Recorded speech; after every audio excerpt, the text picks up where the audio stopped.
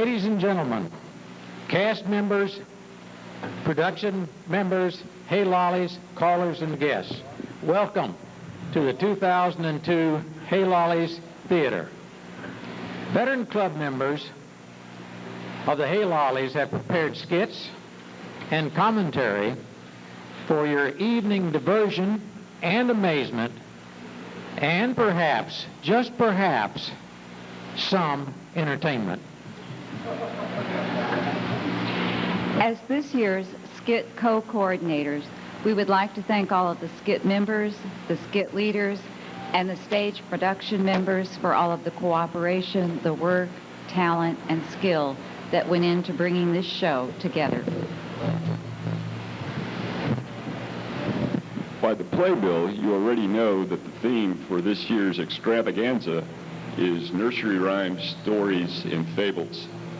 As you will see, you can take the kid out of the nursery, but you can't take the nursery or the kid out of these adults. As you watch these skits, you might get a little insight into the devilish, devious, demented minds of the Hey Lollies at work. So let the show begin.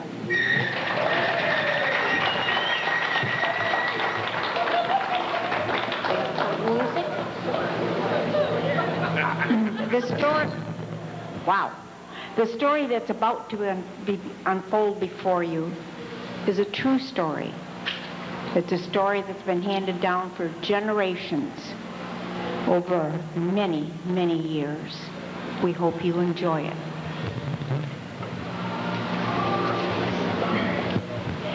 Many years ago, in a far-off land, lived an emperor whose almost sole joy in life was to wear the finest clothes. He had no cares for the simple enjoyments of life, such as golf and square dancing.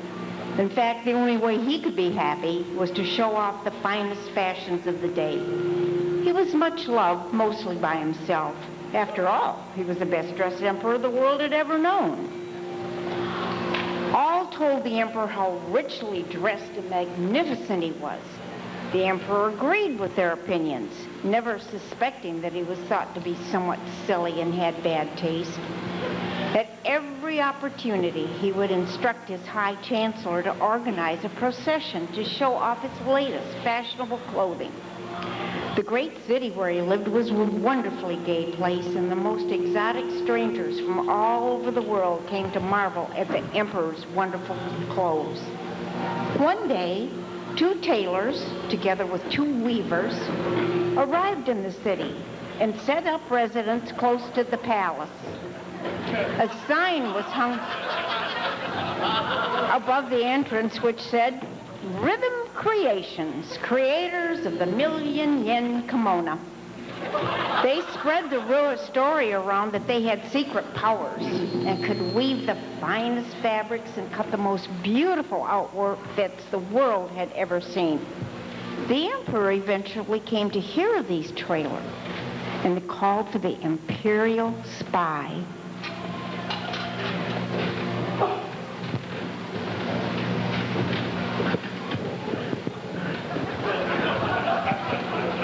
Okay, 007, I've got a little jobby for you, mate.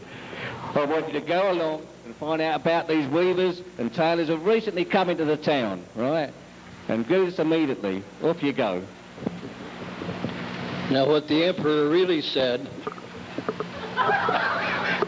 was, "I have a little jobby for you. I've heard of 2 tailors and 2 weavers who have recently come to the city and want to find out all you can about them." Of course, Your Exalted Highness. I will drop my present duties of spying on the Imperial Square Dancer's sex life and start the new job immediately. The imperial spy set off to find out all he could about the tailors and weavers. He asked around the neighborhood, spent several hours spying on the tailors and weavers, trying to watch them at work. He thought he was undetected. But being a very bad spy, they all knew he was there spying on them. He eventually came back to the palace to report his findings to the emperor.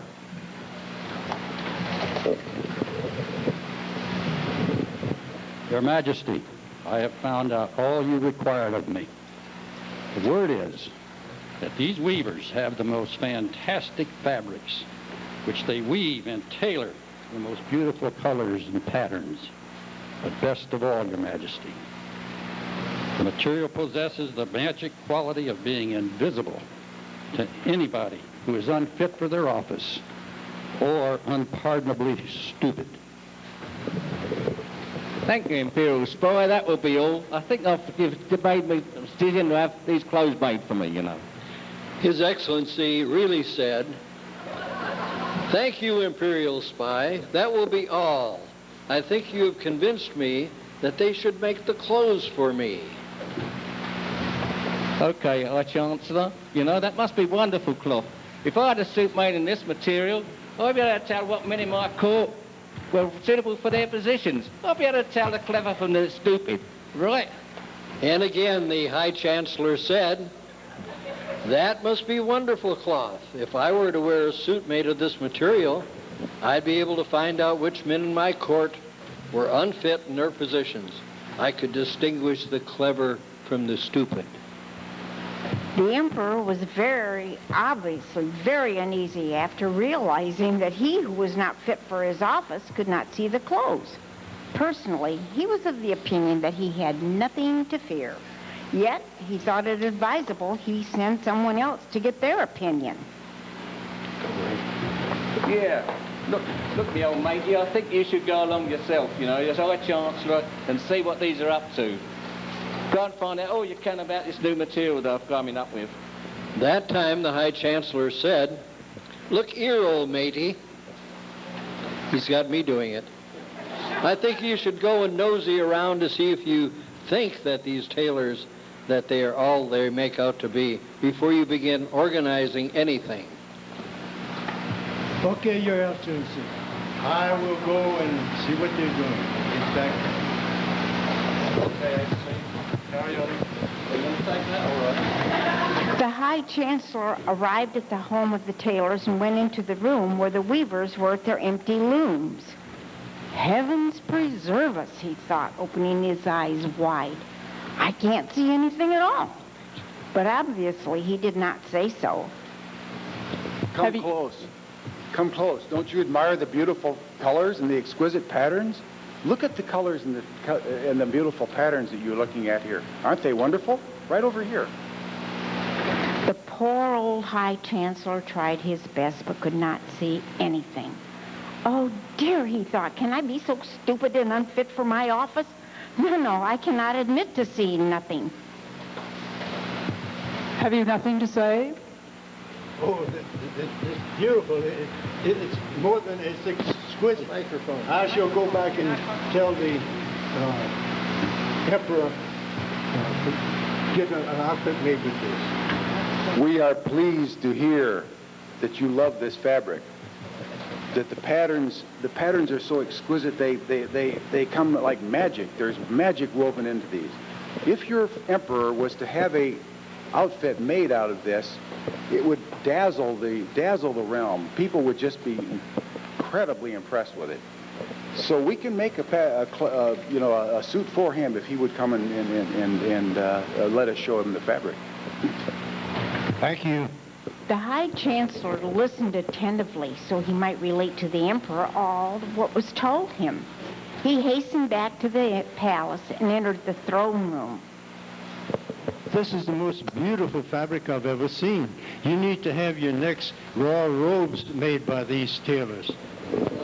Okay, I think I'll give this some further thought. I'm still not really convinced. I need further proof about this, you know. Send in the captain of the guard. He's a level-headed fellow. He'll know what to do. The emperor really said, "Okay, I'll give you some further thought. I'm still not convinced I need further proof. Send in the captain of the guard. He's a level-headed chap.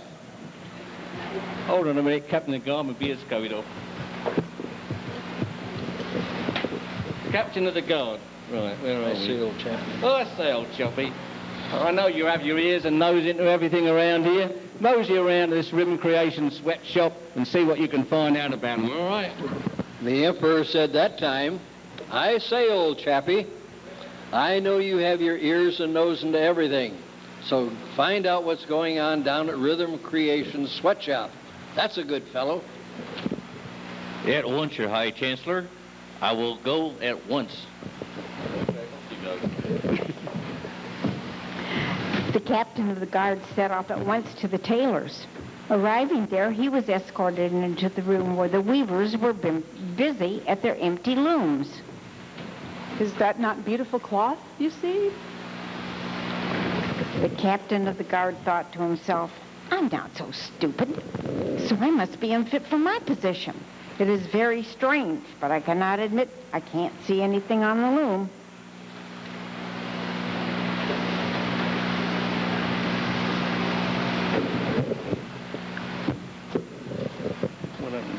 That is the most beautiful, beautiful cloth I have ever seen. I must rush back to tell the High Chancellor. With that, he hastened back to the palace to inform the emperor of the wonderful cloth he'd not really seen. Your Majesty, that is the greatest cloth I have ever seen. It has such great patterns and color and fine touch. It is so fabulous. It is the greatest material. I can't believe what I have seen. Thank you, bearded wonder. Look, HC, come here a minute. I think you should arrange for having a imperial visit to go to these tailors immediately. The Imperial Highness said, this cloth I must see for myself. Please arrange for an imperial visit immediately. So it was arranged that the emperor would visit the tailors to see for himself the fabric which had been glowingly described. The day arrived for the visit, and the emperor, together with his court officials, came to the home of the Rhythm Creations. The emperor, once in the room, looked and looked, but could see no fabric at all. He thought to himself, that must be stupid, but could not admit this. So waving his arms in the air, he addressed the tailors. This is astounding. I've never seen anything like it in all my life. This is wonderful stuff. Tailors, you've done a great job here. Well, you must make your suit. When can you make it? Now, wait a minute. High Chancellor, arrange for a procession, right, with this new material. Tailor, when can you have this suit made for me? Your Majesty, we can have your clothes ready by next week, and we can bring them to the palace, and we will dress you appropriately in these clothes, and they will be beautiful. They're iridescent colors, the patterns that you've seen. Now, we need to take some measurements. We need to take measurements in order to fit you properly. Assistants? So the emperor was carefully measured by the tailors. They took great care in measuring his chest, his waist, his hips, and even his inside leg. This measurement seemed to give the emperor some embarrassment. The emperor at last returned to the palace together with his courtiers. Early in the morning, on the appointed day, the two tailors came to the palace accompanied by the two weavers, carrying what appeared to be absolutely nothing. Entering the royal dressing room, they proceeded to dress the emperor. They held up empty arms while describing in detail the articles of clothing as they dressed the emperor in the invisible clothes. They told him that the fabrics were so light that he would feel as though he had nothing on at all. The suit of clothes is all together. It's the most remarkable suit that I have ever seen. To mine eye that but once determined, the sleeves are velvet, the cape is ermine, the hose are blue, and the doublet is a lovely shade of green. The emperor preened himself in front of a large mirror as each piece of clothing was put on his obese body. Everyone attending the emperor was admiring the clothes, saying how well they fitted and what wonderful patterns and colors they could see. The time for the procession arrived, and the impatient citizens lined the route looking forward to see the emperor's new clothes. All the people had heard of the story of the clothes, knowing that if they were stupid or unfit for the position, they would not see them.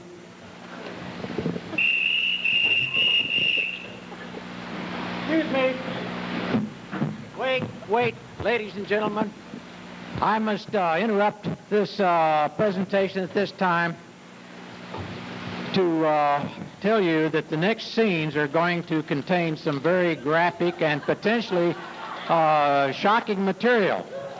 For those of you that may be impressionable, naive, young, and children among you, you might want to take this opportunity to leave the theater at this time, or perhaps just close your eyes.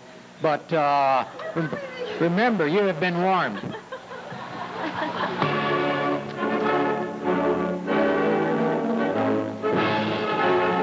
The emperor, together with all his dignitaries, then left the palace and walked with great dignity along the processional route.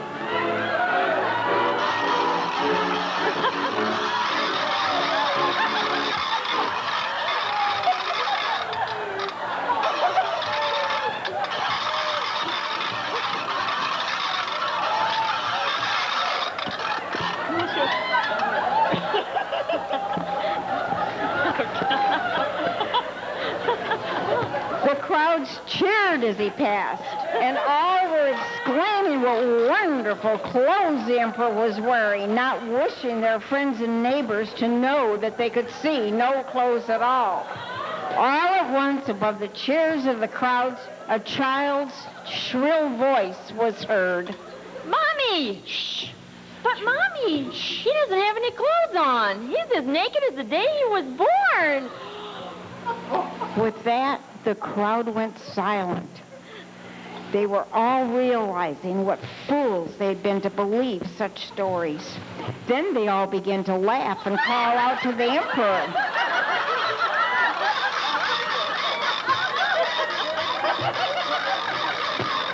And now the very embarrassed emperor, realizing at long last that he'd been taken fool, covered as much of his royal standard as he could and hastened with as much dignity as he could manage back to the palace.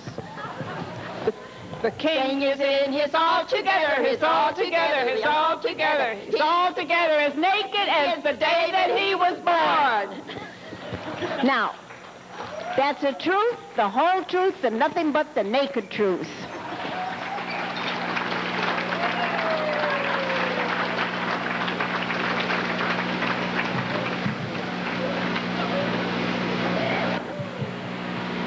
While the stage is being reset, we would like to tell a real story about the use of nursery rhymes by adults. This story of real people, namely General George Patton of World War II fame, and members of his family. The story is taken from a book entitled A Genius for War by Carlo de Estes. The only warning that I give at this time is that adult language was almost always used by General George Patton, and I'll make no apologies for that. Setting the stage, George Patton, who was from California, married the daughter of a Boston blue blood shortly after graduating from West Point. His multi-million-dollar father-in-law encouraged George to leave the Army and enter business, but George would not do that. This incident took place at the Ayers family home in North Shore, Boston. Wife Beatrice often went there with their two daughters rather than endure the cavalry post life of a young officer stationed out west in El Paso, Texas. When the Ayers family was in residence, it was customary to invite relatives and friends to come for Sunday afternoon tea.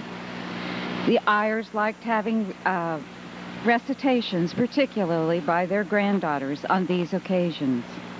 George, on leave, was asked to prepare the girls for a recitation.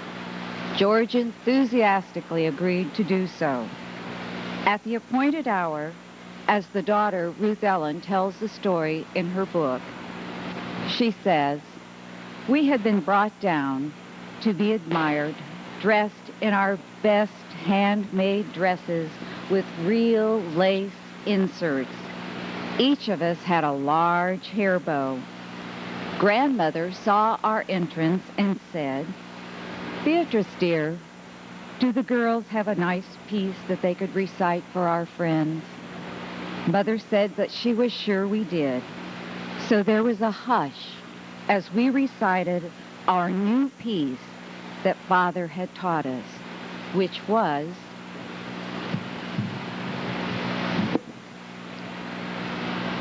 There was a shitty spider that climbed up the goddamn spout.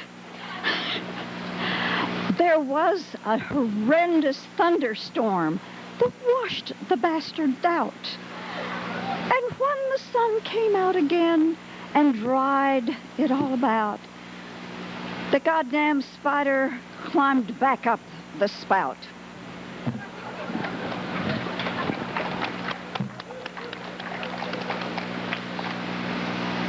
the daughter relates, "I was looking right at Grandmother and saw the bangle-covered teapot suspended in midair.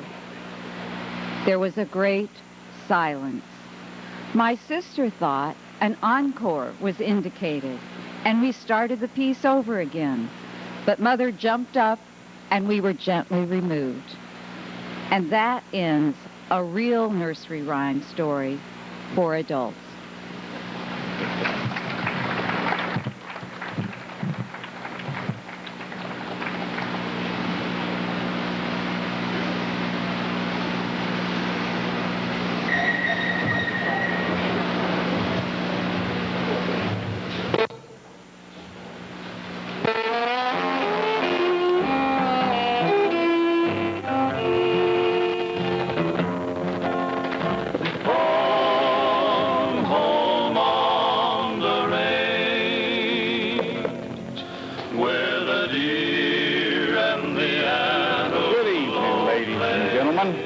You're in for a treat tonight. Our story's going to take place in the great state of Texas. So I want you to sit back, relax, and enjoy Bubba, the Cowboy Prince.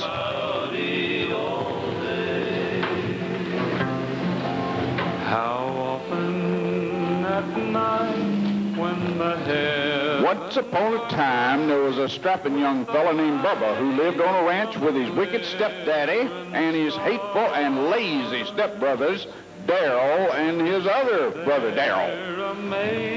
Bubba's stepdaddy spoiled Darrell and his other brother, Darrell, to no end, but Bubba worked from sunup to sundown doing the chores of 3 ranch hands.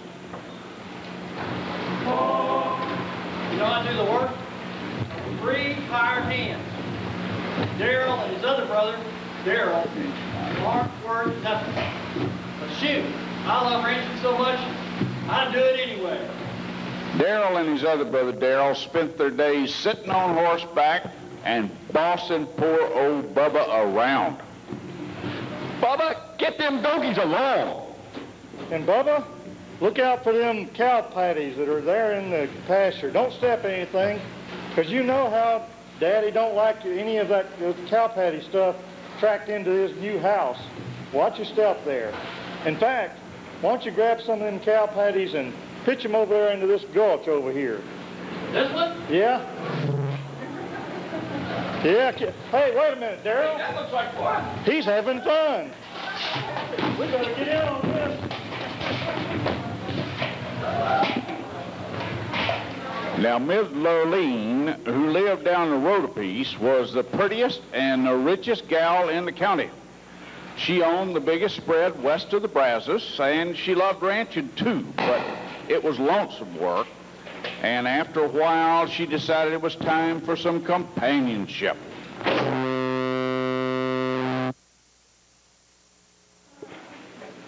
Howdy, I'm Miss Lurleen, and I own the biggest stretch of land west of the Brazos.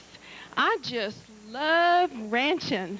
I really do. But you know that ranching business, it's a lonesome, lonesome work. and I need to find me some companionship. Know what I mean? I need me a feller, and it wouldn't hurt if he was cute as a cow's ear. Now, what could I do about that? I know. I got a plan. I'll just throw me a big old hoedown, and I'll invite all the rich Texas ranchers in the state. Now, there's the plan.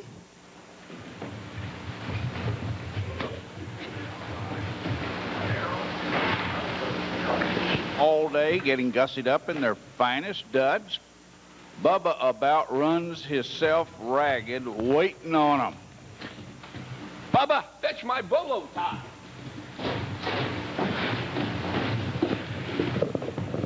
Bubba, get over here and brush my boots off.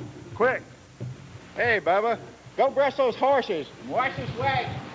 By the time Daryl and that other brother Daryl and their wicked daddy are ready to go, poor old Bubba is just plain exhausted.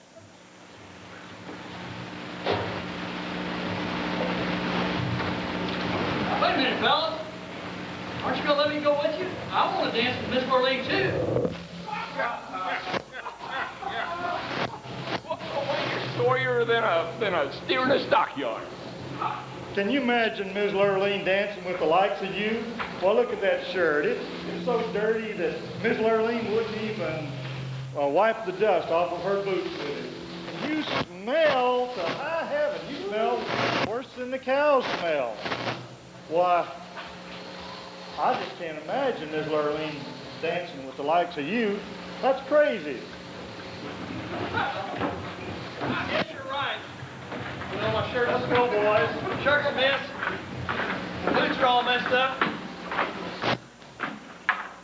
Yes, they're right. I don't smell too good either. That's just the way it is. I guess I'll head out to the pasture and check on the herd. Daryl and his other brother Daryl and their wicked daddy go off to the hoedown. Bubba mounts his horse and heads for the pasture.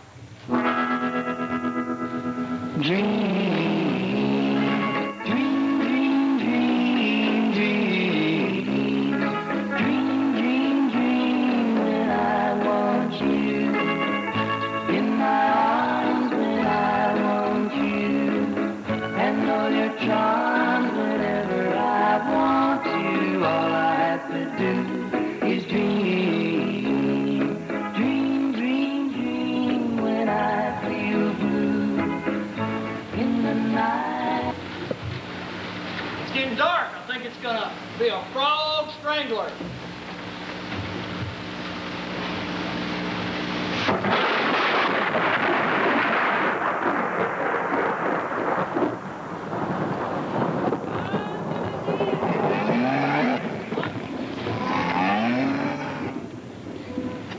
I'm the fairy god cow, and I can see that you go to the dance.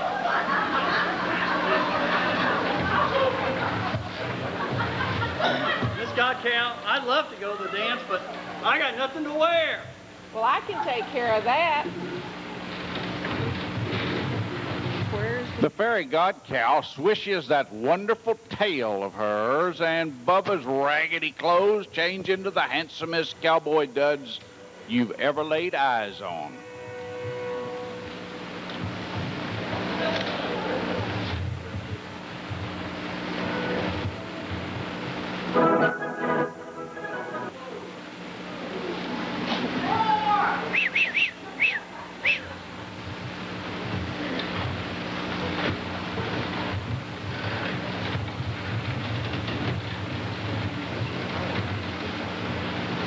Boy, I look pretty. You sure do, but you can't go to the dance in that ugly old horse. What? The fairy god cow swishes that wonderful tail of hers again, and Bubba's horse turns into the most beautiful white stallion that Bubba has ever seen. All right. Well, thank you, Miss God Cow. I'm off to dance with Miss Lollies. Great. Yeah!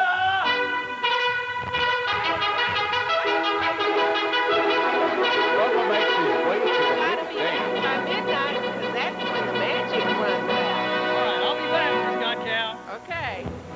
And Bubba arrives as the hoedown is in full swing.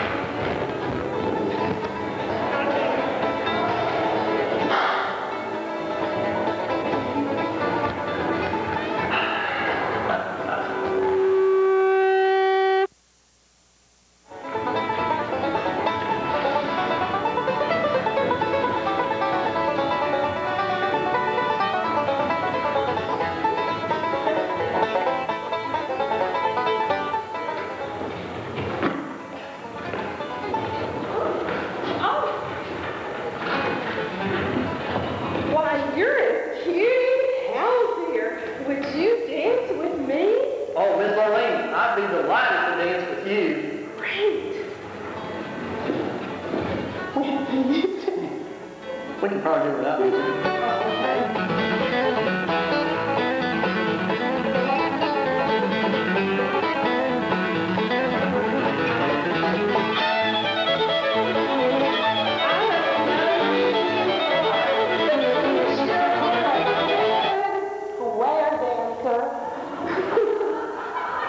Thank you, ma'am. I took lessons one time, but the teachers like to kill me. When we dance who is that together. I don't know, but he looks mighty familiar to me. It's a fairyland. That's where Elaine's gonna fall in love with him.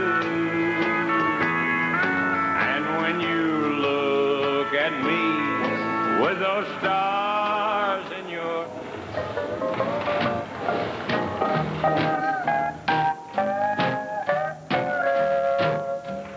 Hey, good looking. What you got cooking? How about cooking something up with me? Hey, sweet baby, don't you think maybe we could find us a brand new recipe? I got a hot rod Ford and a $2 bill, and I know a spot right over the hill. There's soda pop and the dancing is free, so if you want to have fun, come along with me singing, hey, good looking, what you got cooking? How's about cooking something up with me?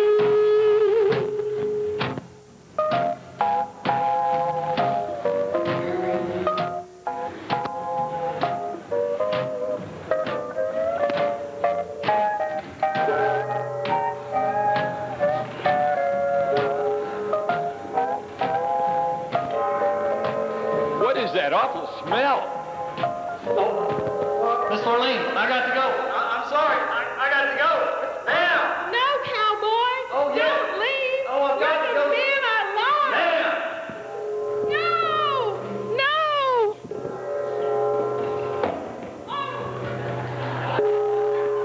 Oh, I recognize this smell.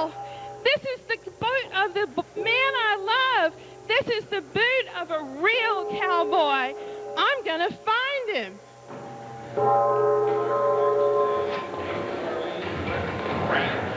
Where's my horse's head? Where's my horse's head?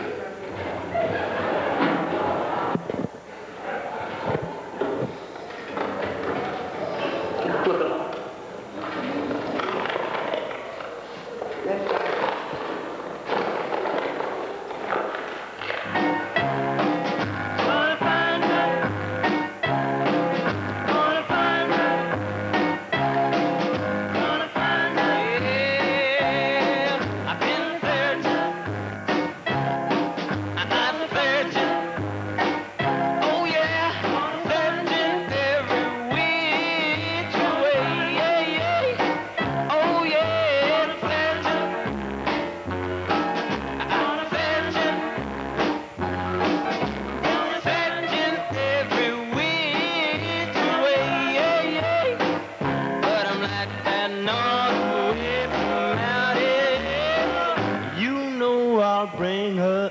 Gonna find her.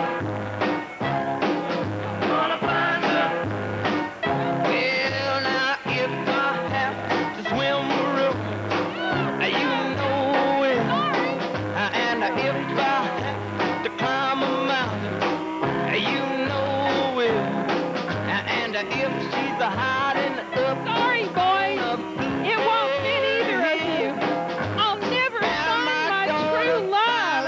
child, you know will, 'cause I wanna find her. Oh, yeah, my goodness. Here, cowboy. But I'm like that, no. What's the glass, Sam? You know I'll bring her in. Gonna find her. Gonna find her. Well, try it on. Oh, fit. Look, it fits. I'd recognize that smell anywhere. You're the man I love. Marry me and help me work my ranch. Sure, Miss Lorraine. When they saw that the boot fit, it's the old fitting boot trick. When the brothers saw that the boot fit, Darrell and that other brother Darrell and even their wicked stepdaddy threw a chicken fit.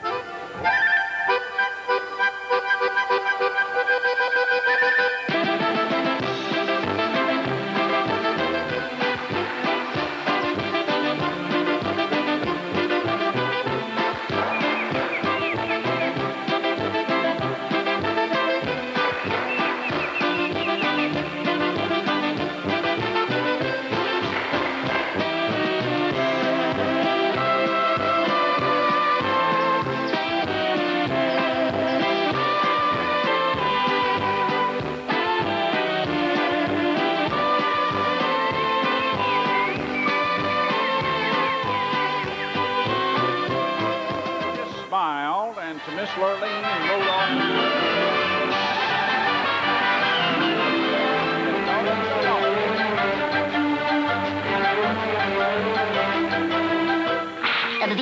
That's all, folks.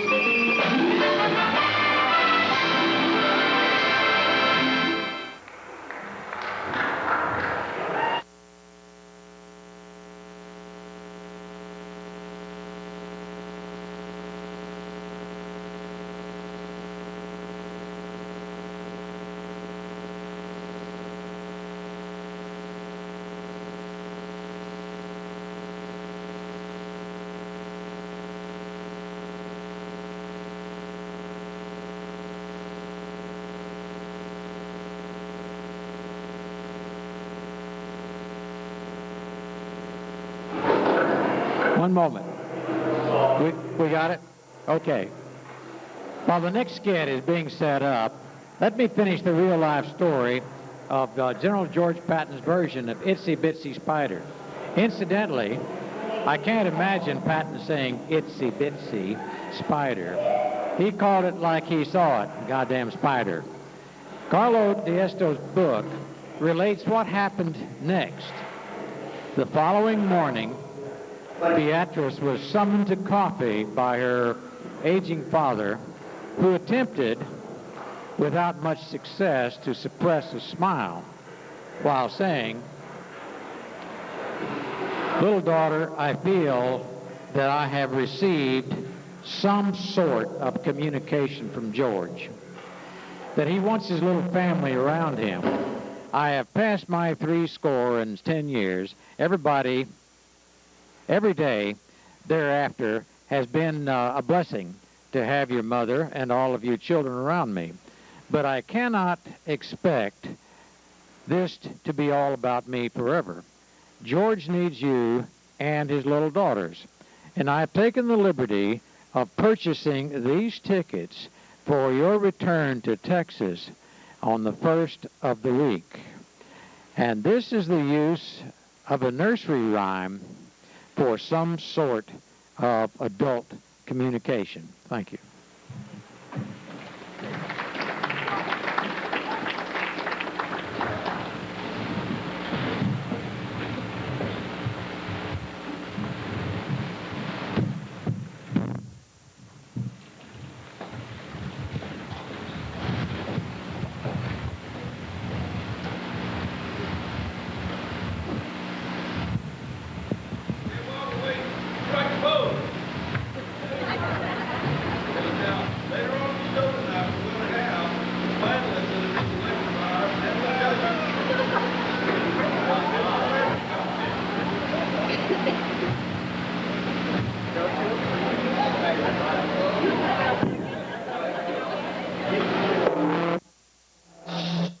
golden goose gone. This is an interactive skit, and audience participation is required. Please watch for the cue cards and respond loudly, enthusiastically, and of course, appropriately. Our scenes opens at the crowded and tattered residence of the old woman who lived in the shoe. What kind of shoe, you ask? Why, it's from our sponsor, Dr. Scholl's, of course. If you don't think so, just wait until you see how corny this skit is.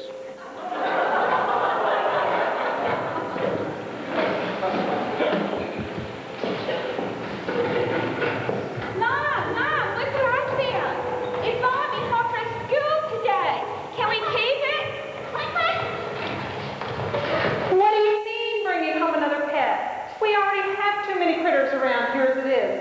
There's Mary who has a little lamb. We've got little Miss Muffet with her spider. The Ellen the Pussycat keep chasing the three blind mice. The three bears are always hanging around outside, and we can't get the cow to stop jumping over the moon. I need a shoehorn to fit another animal in this place. Mom! It like golden eggs. Yeah, right.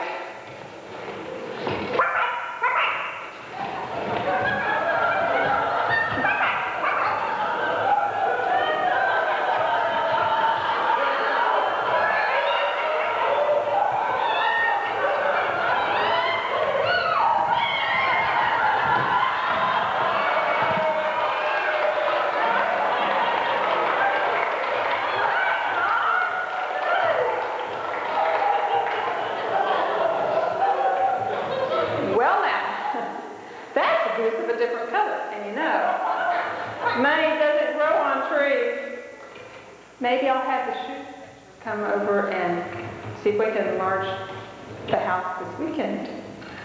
Yeah. Hey. Oh, look, someone's coming. Here, quick, hide the goose in the back.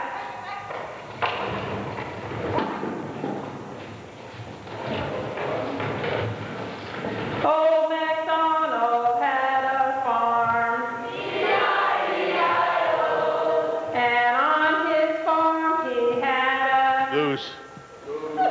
Unless, at least I used to, until somebody swiped it. I say, old lady, I mean, ma'am, have you seen my goose? The last time I saw it, some kid had swiped it and was heading off down the road. I really must get it back. Say, it wasn't one of your kids, was it? I'm not sure, but I think your goose is cooked. Why, what do you mean? I mean, I think I really did cook your goose. How could you have done such a thing? I don't know. I had so many children, I didn't know what to do. Oh, no. My goose is cooked.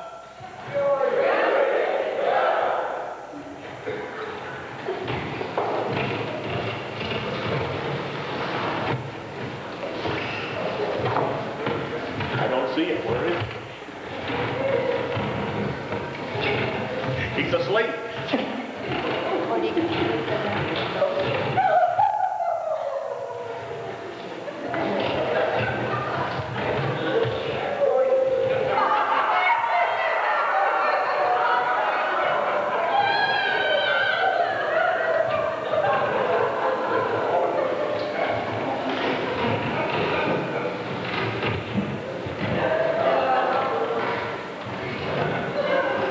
Old MacDonald, I'm Georgie Porgy.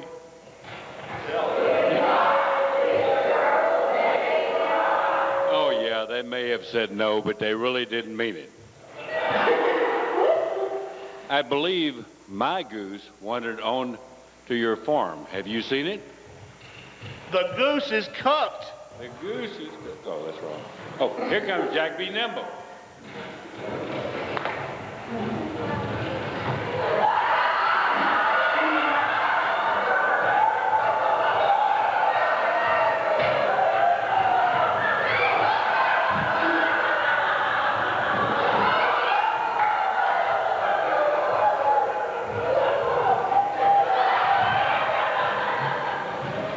Porgy, I want my goose back. You didn't care at all about me, did you, you brute? Now, Jack, you may be nimble. Well, you are nimble, and you are quick. But I just can't deal with that candlestick. Not to mention, your goose is cooked.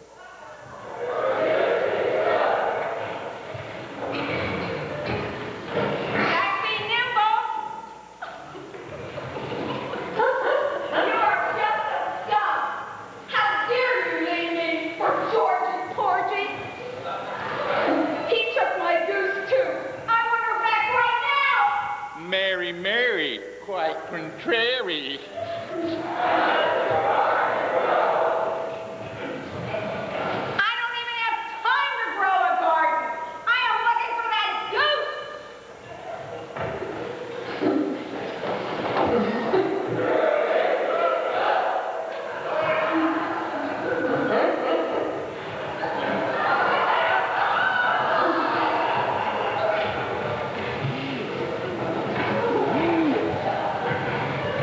Mary, please sell me my goose back. I don't know what I was doing. All the blood rushed from my head. Give me a break, little Jack Horny. I know why they call you little. Besides, even if I was willing to do that... Mary, don't be mad at me. Let's go back to the room and play whoopee. You know how good I am. In your dreams.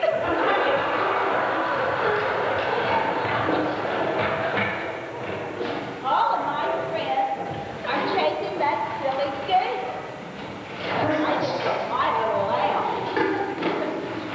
Wait, that goose does drop those eggs.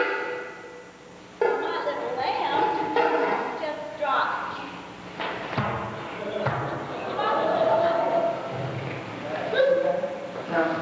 Hey, I want that goose too.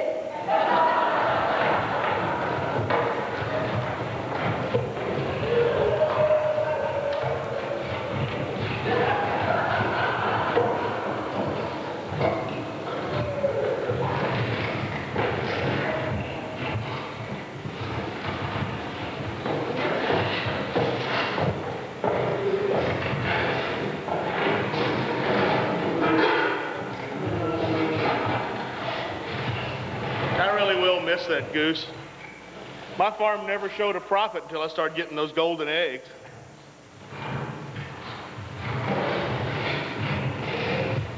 I guess I'll have to start selling my kisses. I hope I don't starve to death.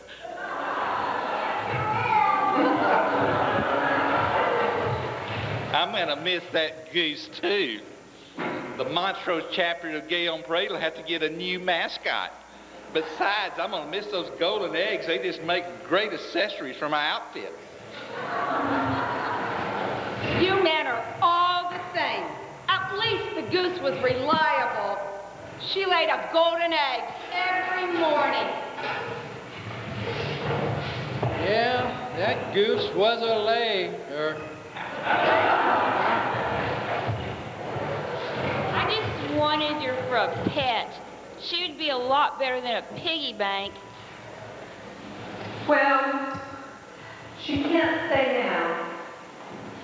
We're going to have to let her try to make it on her own. Everybody thinks she's cooked. We can't keep her. I sure will miss those golden eggs.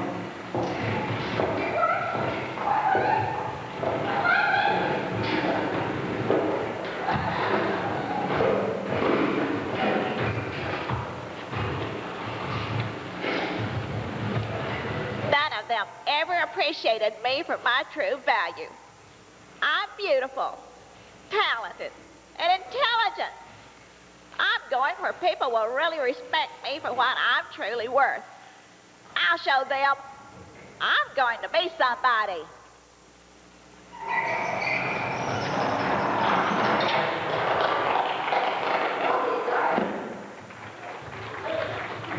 What will become of our...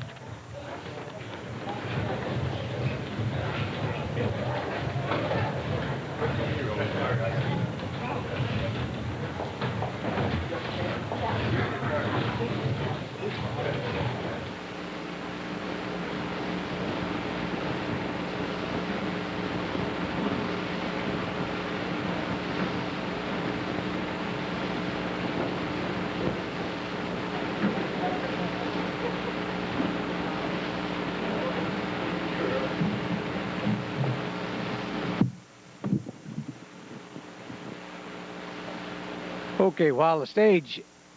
Is the mic alive? Oh, thank you. While the stage is being set up for Bob and Pat, let me tell a final story about nursery rhymes and George Patton, Beatrice, and the Ayers family. This took place while George Patton was courting Beatrice Ayers. She required an emergency appendectomy. Appendectomy. Thank you. Appendectomy. In the Ayers family, there was no such thing as a minor illness or surgery.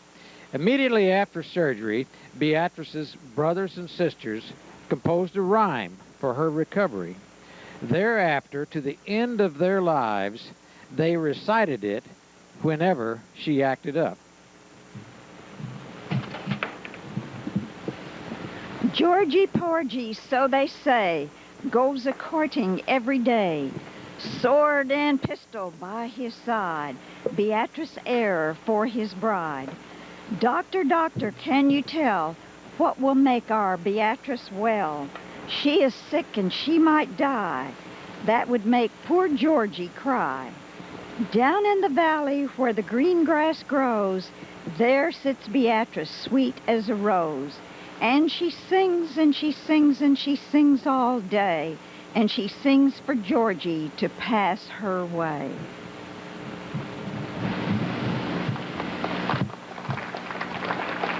I think this story emphasizes the influence of nursery rhymes. The Ayers children were out of the nursery, but were back to nursery rhymes when there was something to tell each other. So tonight, we have gone back to the nursery rhymes to perhaps say something to each other. Thank you.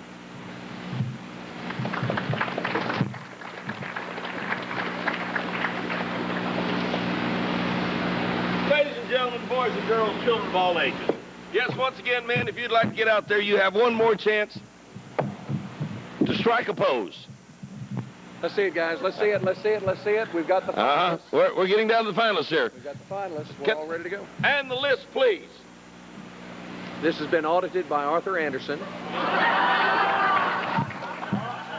Of our finalists, please, Reed. Reed is going to be one of our finalists for Mr. America.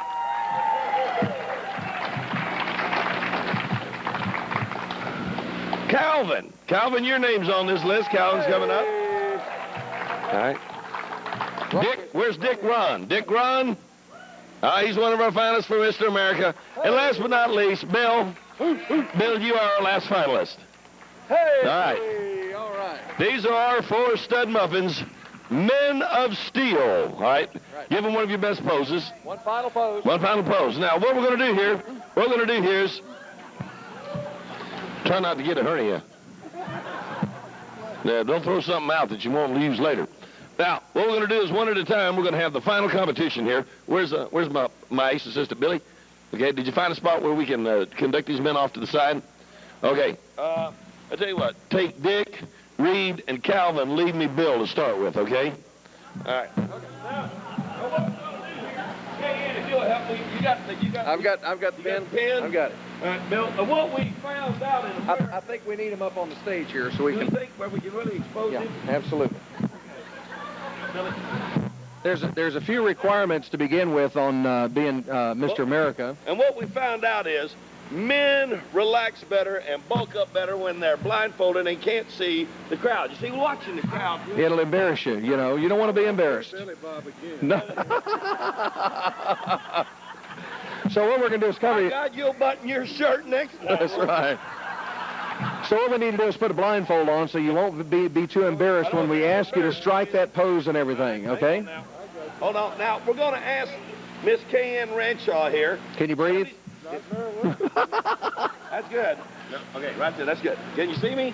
All right, K.N., I want you to step up here on the stage. Okay, we're going to start with the left arm. Stick that left arm out to your side. We're going to have that. I got the measurements. What do we got, K.N.? What we got? 28. 28. Oh, 28. Woo! Let's have that chest. Let's do the chest now. Deep breath and flex it, buddy. Here we go. Deep breath, deep breath. Here we go. What do we got there? And what have we got? 41. 41? Oh, man. That's incredible. Suck it up. All right, suck it in there. What do we got? 34. This is truly a final contender, I'm telling you. 34. We're going to come around here. We're going to get the hips. Quick hips. Need to get the hips. All right, get the hips. Get the hips. Now, what do we got there, KN? What do we got, darling? What do we got? 30 in the hips. 30. That man's got some hips. Last measurement. We'll have Oh, my goodness. We're going to get the inseam. Just quick inseam measurement there. Just hang on for just a second there. Hang on. KN. Easy, KN. Whoa, big fella. Whoa, big fella.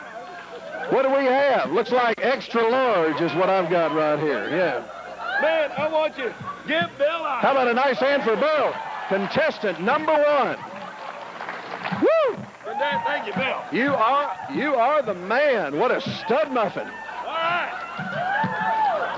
Fantastic. Our next contestant. Our next contestant. Bill Renshaw, send the next contestant in, please. Bill Renshaw. Bill. Woo! Getting kind of warm in here, isn't it? Woo, boy. Somebody, come on. Bill. We need you, Bill. We need a contestant. Next contestant.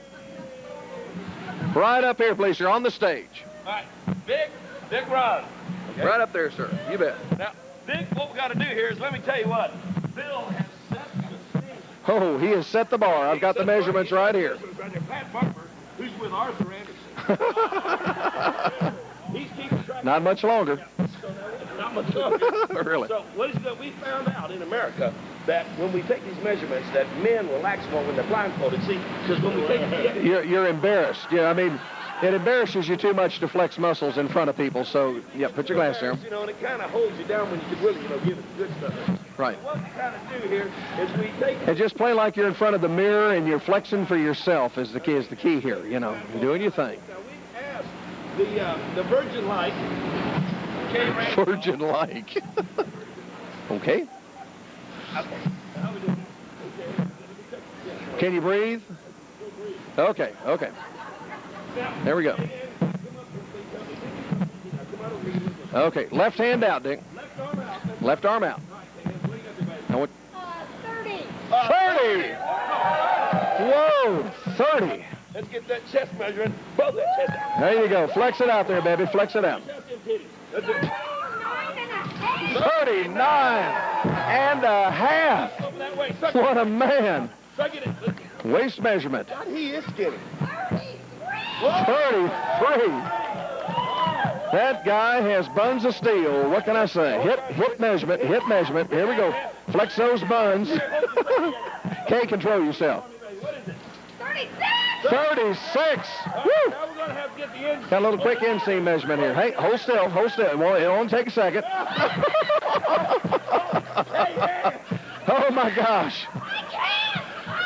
Woo! Mercy. What measurement was that?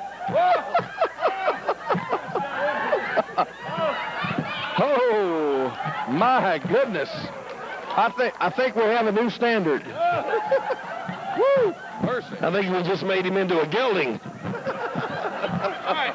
Big hand for contestant number 2, Dick Ron. Hey.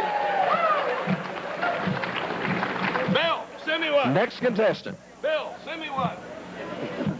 Next contestant. We're coming down to the final 2.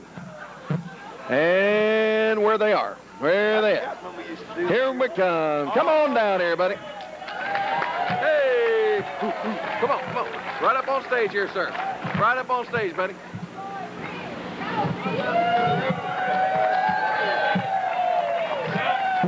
Marino, I want to tell you, Bill was pretty tough. And Dick Ron proved that dynamite comes in skinny packages. So what we found out there is when we run this Mr. America survey, that when we blindfold men, then they're more apt to, bulk up. Because people get intimidated and look at this crowd. I mean, they're staring you down. You know, we don't want you to be embarrassed so you can flex good. So put your glass in your pocket. There you go. Hand them. Here, I'll hold it for you. I'll hang on to them for you. Got them right here. I've got the measurement list right here, okay? List right here, and he keeps them as we go. And Kay here. We get the Virgin-like Kay Rancho. Virgin-like. Okay. She went to the Virgin Islands on vacation for recycling. Look, look, we got it. Can you see? Can you breathe? Can you breathe? That's the most important part. Right around here now. Here we Okay, go. left arm out. Left arm out. Don't hit your right, okay? Take it out, okay? 28. What a stud. Hey, get around here, baby. How's it coming? Deep breath, flex it out, flex it out. Watch it out. Throw out that. 41. Okay. Woo, man.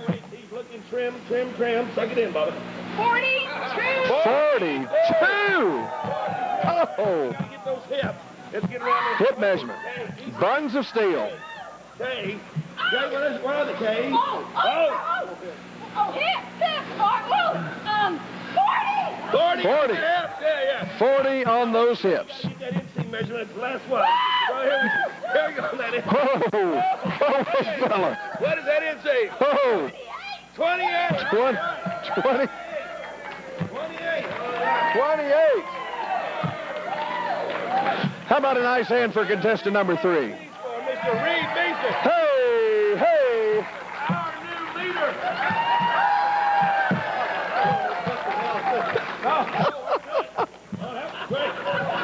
Here you go, my friend. Here you go. Here's your glasses. I know I'd forget them too.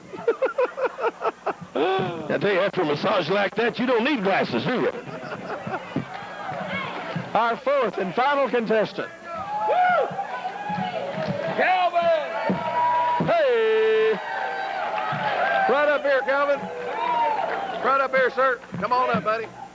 You thought it was good before. Here. You are the man. You are the man. Right over here, Calvin. Calvin, now, you may be able to throw these other 3 boys. They have set the bar high.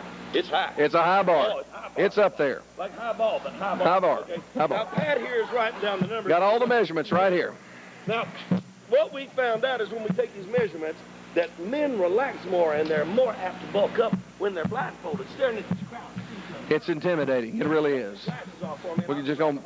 There you go. Absolutely. That's good. And then we'll put a little blindfold on you. And Kay here is going to take some measurements for us here right quick. The Virginic Kay Renshaw. Virginic. Virginic. Is that like volcanic? Hey, did I tell you, did you hear that about the Titanic, speaking of that? No, I didn't. Oh, well, the Titanic. I think I'm did you about know- to, though. Yes, did you know that when the Titanic sank, they've ever since then had a celebration in Mexico because there was 5 million tons of mayonnaise on the Titanic headed for Mexico. Did you know that?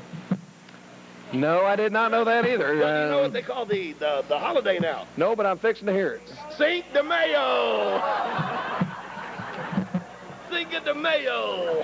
We could have gone all weekend without that one, couldn't we? Now, Calvin, here we go. All right. Measurements for Calvin coming up. Left arm out, Calvin. Left arm out, buddy. Flex that muscle. Flex that muscle. All right, what do we got there? Kate. 25. 25. Oh, baby. Push them titties out. Let's go. Let's have that chest. 40. New leader. All right, go for that waist, baby. Oh, man. I think I've got some extra clothes we might be able to pass off here. 46. Woo. And now we got to go for them hips, baby. Go for them. All right, let's get around the hips here. Oh. Buns of steel. Buns of steel.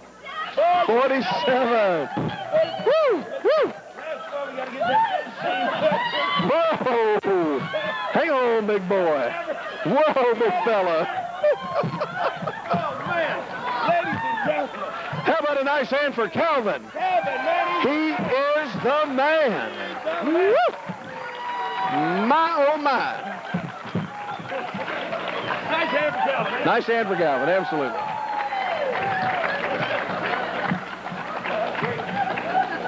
Okay, we got the tally.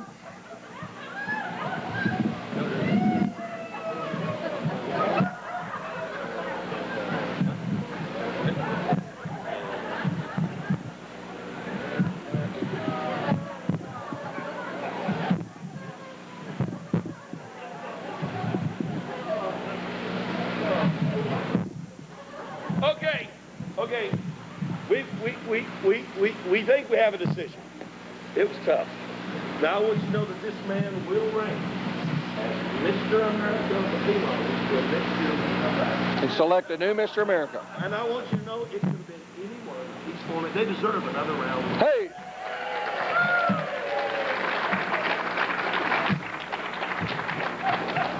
But we've got a winner.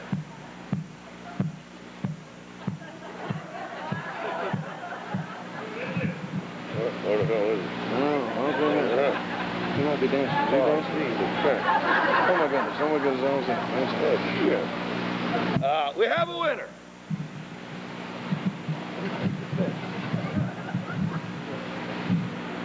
Well, I'm a winner. Hang on.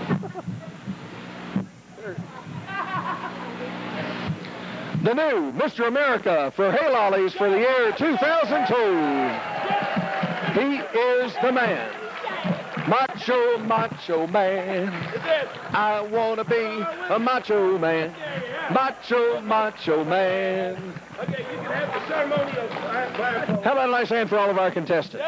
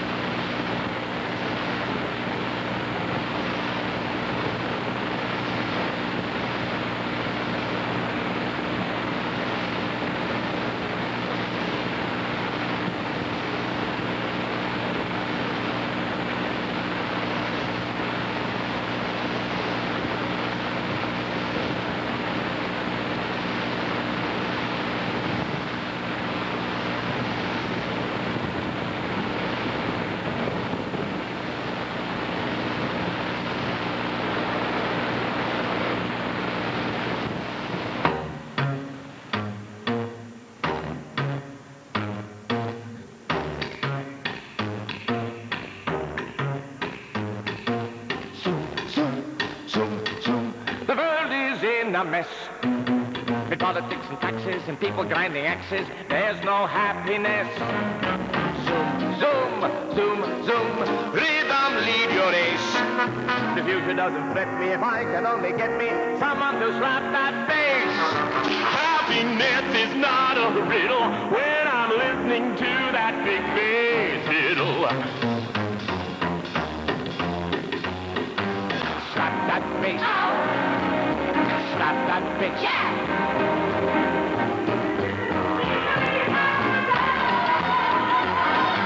Slap that bass. Use the like a Johnny. Slap that bass. Keep your belly running. Zoom, zoom, zoom. And the milk and honey will flow. Things would be better off if they do now and then. Today you can see that the happy is bent. All gone below.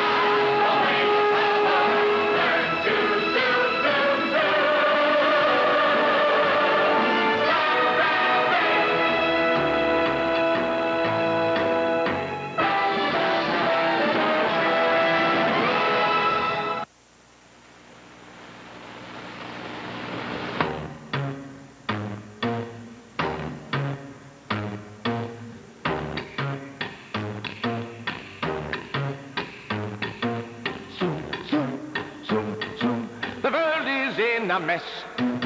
With politics and taxes and people grinding axes, there's no happiness. Zoom, zoom, zoom, zoom, rhythm, lead your race. The future doesn't fit me if I can only get me someone to slap that bass. Happiness is not a riddle when I'm listening to that big bass fiddle. Slap that bass. Slap that bass. Slap that bass. Use it like a tonic. Slap that bass. Keep your philharmonic. Zoom, zoom, zoom. And the milk and honey will flow. Things would be better off if they zoom now and then. Today you can see that the happiest men all got middle. Slap that bass, slap away your trouble. Boom, boom, boom, boom, boom, boom, boom. Boom, boom, boom, boom, boom, boom. Doodly doodly boom, boom, boom, boom, boom, boom. Doodly doodly boom, boom, boom, boom, boom, boom, boom. Zoom, zoom, zoom, zoom, zoom, zoom, zoom, zoom, zoom.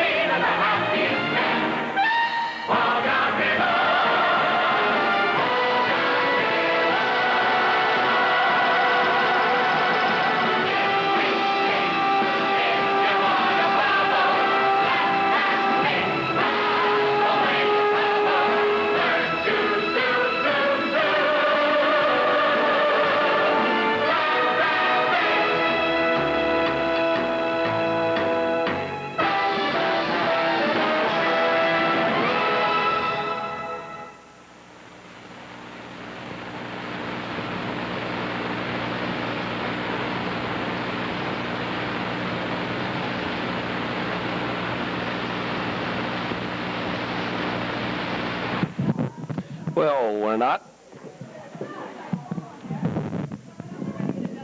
Nice. Michael, you want to say a word? Nice hand for half of the team that put this on for us. Mr. Michael Moore and the other half, Miss Linda Moore.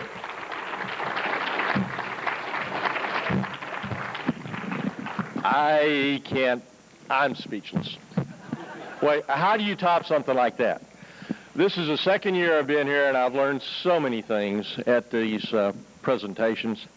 I learned about Bob Byer being in the Guinness Book of Records last year. I've learned, those of you who don't remember, ask. It's neat. No, it wasn't. We have seen Alden become the consummate entertainer. First it was just singing and dancing. Now he plays the bass, he dances. What can I say? I mean, this has just been incredible. You folks have done a wonderful job. The folks have been involved in the skits. I'd like to, at this point, bring up the guy that really put all this stuff together tonight. He spent hours and hours and hours on this. He had this organized down to a gnat's eyebrow. And I'd like for him to come up here. Jack Guzzler, Jack and Nancy.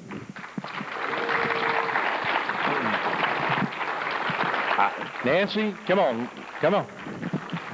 I don't think we could have found a better person to do this job. They've been absolutely magnificent.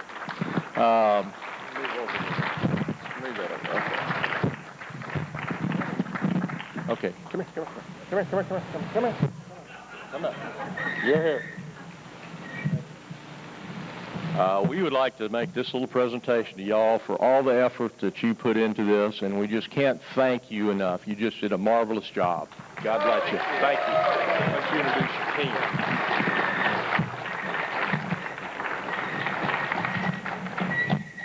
Well, what I like to do is to give credit where credit is due. And first of all, I'd like to call the Rons up because the Dick and Jennifer Ron were our co-coordinators, and they did a spectacular job. And I'd like to see there's many people here, and I'll just go down some of them if I can. I'd like to have Carl Lenz stand and take a bow. He's been fighting the sound system here, and Norma, I'd like to, this playbill is absolutely fantastic. Isn't this the most beautiful playbill that you've ever seen? And I tell you, I was absolutely delighted when I saw this. I was just flabbergasted. And so we want to thank her very much for that. And let me go down through, first of all, I guess I'd like to get all of the skit leaders that we had up here. And skit number 1, we have the Knoblocks, that they did a fantastic job. And why don't you introduce the cast?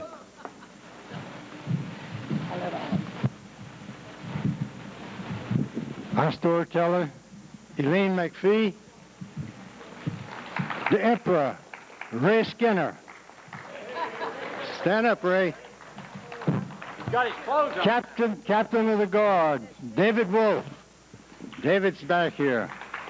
Imperial Translator, Jim McPhee. Stand up, Jim. That was a tough job. Geisha Girl, Margaret Wine. First tailor and second tailor, Jim and Judy Grassford.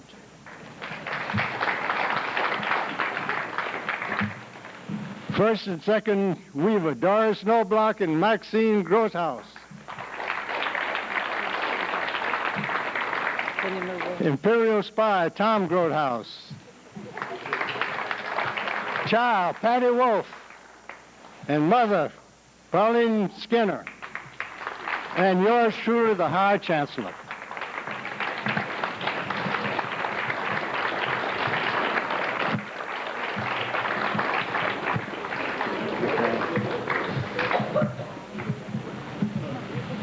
What I'd like to do is to call up skit leaders for skit number 2, John and Sharon Mills.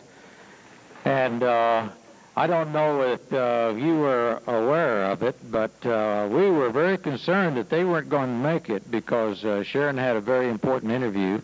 and but they came through for us, and we really appreciate that. And would you introduce your skit members?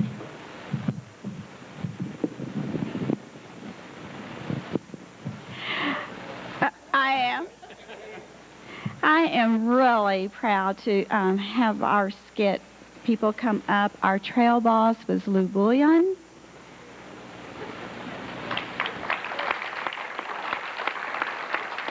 Bubba was John.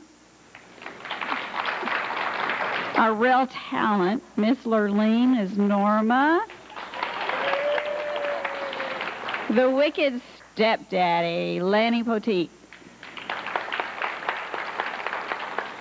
And the stepbrother, Daryl, is Dick Ron. And the other brother, Daryl, was Bob Horton. And Miss Godcow, Judy Poteet. And our helping heifers, Gail Bullion, Jennifer Ron, and Ann Horton.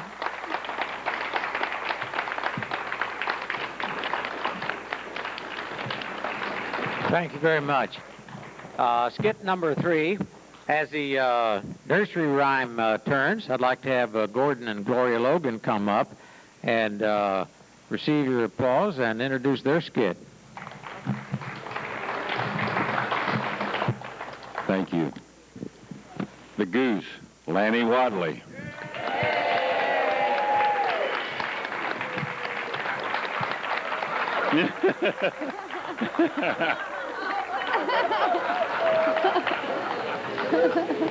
Thank you, Lanny. Kid, number 1, Mary Ann Macy. Also Lolliet. Mary with a Little Lamb, Joyce Cheatham. She's coming up.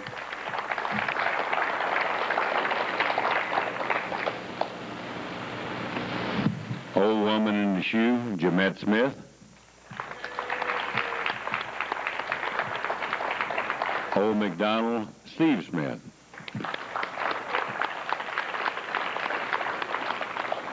Here we go. Jack B. Nimble, Don Wadley.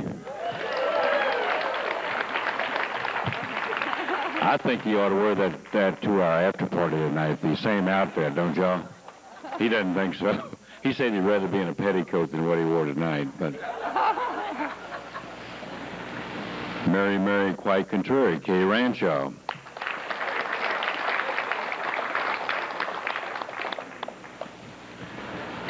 Little Jack Horney, Bill Rancho.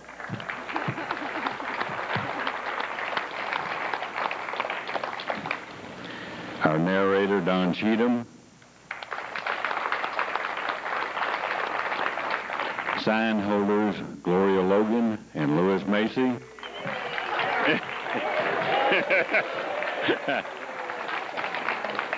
Thank you.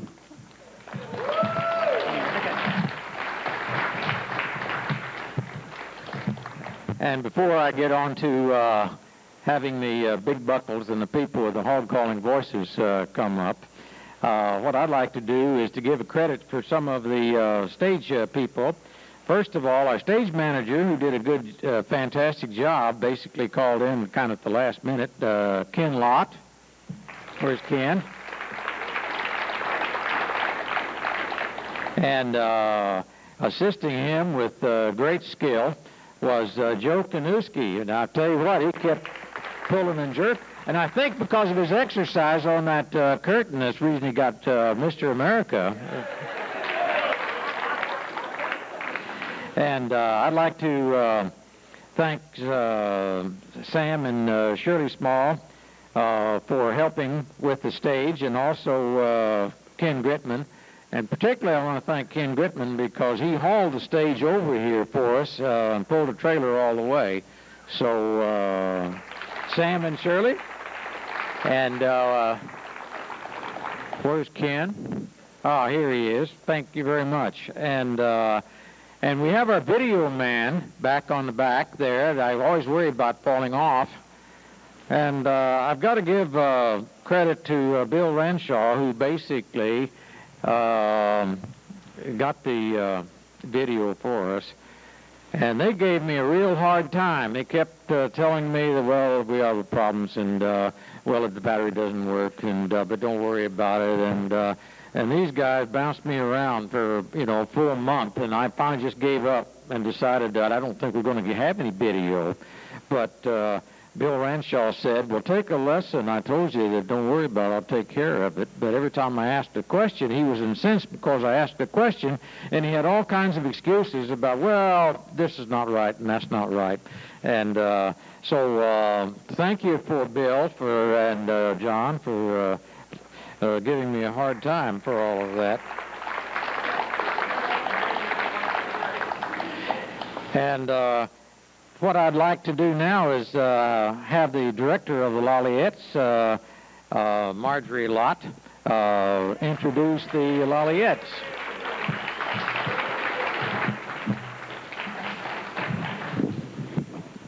Thank you. I'd like to introduce, I'm going to do this because I'm just too short.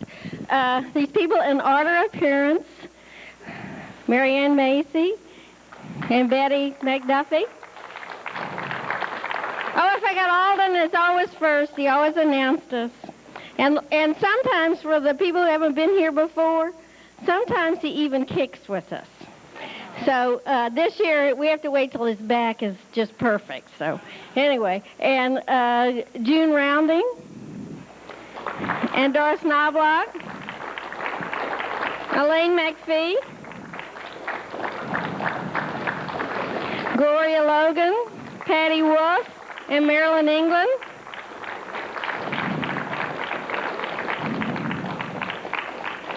Phyllis Bird and Judy Glassford.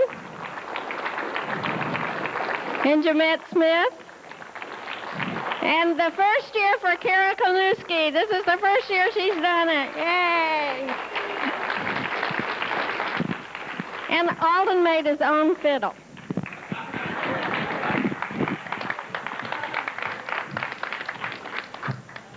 I want to give special credit to my wife. When I came across this story, which about George Patton, which I thought was pretty funny, particularly when George was trying to get his message over basically to his father-in-law that he didn't particularly appreciate having his family spending all their time basically up in North Shore, Boston, and he really wanted to have them at a cavalry post out in El Paso. And so I read the story, and I thought it was pretty funny, and I tried to talk Nancy, and she said, I don't want to say all those curse words. And I said, it's a true story. We have adults out there, So anyway, I finally wrote it up and wrote her into that part, and so she may not talk to me for a while because she didn't want to say all those curse words. But what I'd like to do now is call Bob Byer up and Pat Barber, and let's all give the callers a great hand.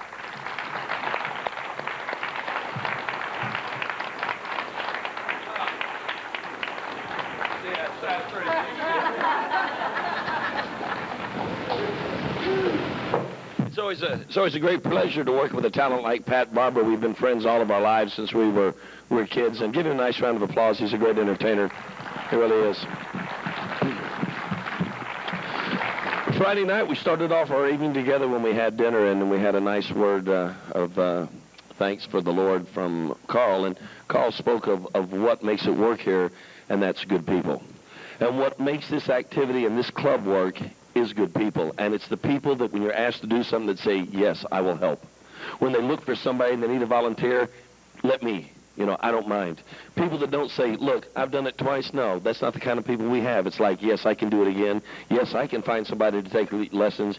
Yes, I can come dance on Thursday nights to keep this alive for other people and people that come down the line. And for that, you give yourself a large round of applause because that is good people. So we'll close this evening. What we're going to do is we're going to go back over to our little wood floor area. We'll we're going to do a blast from the past, from the dusty disc pile. We need to recognize our runners-up tonight for Mr. Oh, our runners-up. Please, Bill, stand up. Calvin, Reed, and Dick Ron. There they are, our runners-up for Mr. America. And I can't wait till you boys see that video. Now, the one thing about Mr. America is, if they don't see the video of me going home, don't tell them. Yeah, because some poor sucker next year's got to get up here and go through it too, okay? And of course, Joe Konuski will be back to defend his title, okay? Yes, he'll be back to defend his title. Thanks a lot, guys. God bless you all. Let's go over there and have a little get-together. I will miss you in the morning. I've got to go to Kansas City and go find my car, so I got to get on the plane and leave. But I'll leave you in the willing. Pat will be here in the morning to help you, okay? Thanks a lot. Let's go. Thanks, girls.